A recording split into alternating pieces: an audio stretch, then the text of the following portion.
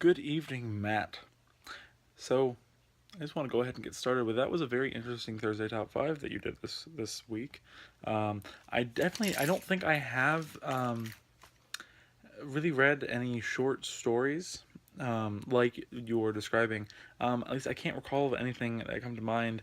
The thing that might be closest to that would be the Patriots Handbook that I read back in high school, freshman year, and it but I mean that was like collection of like documentation and stuff of like the U.S.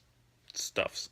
So other than that, really, I don't really think I've done many short stories. Although I do um, enjoy reading them. I just don't can't recall any off the top of my head.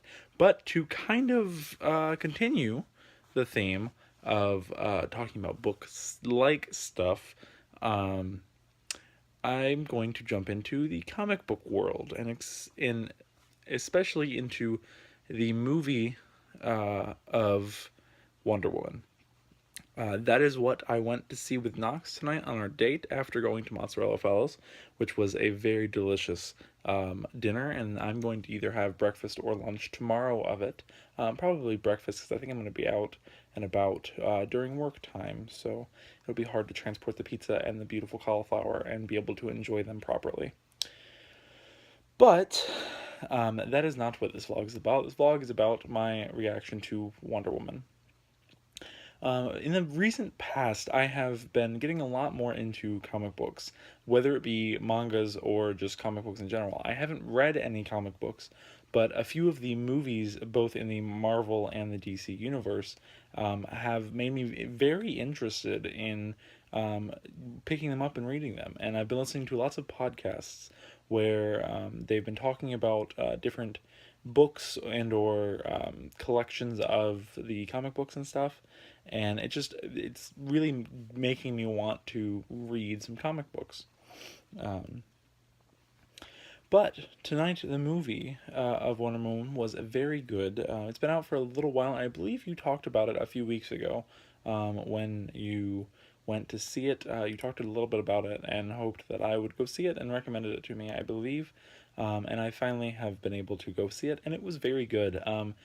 The storytelling in it was very awesome. I don't know how much they distance themselves from the comic books, but if they didn't much at all, the author of the Wonder Woman comics is a very good storyteller.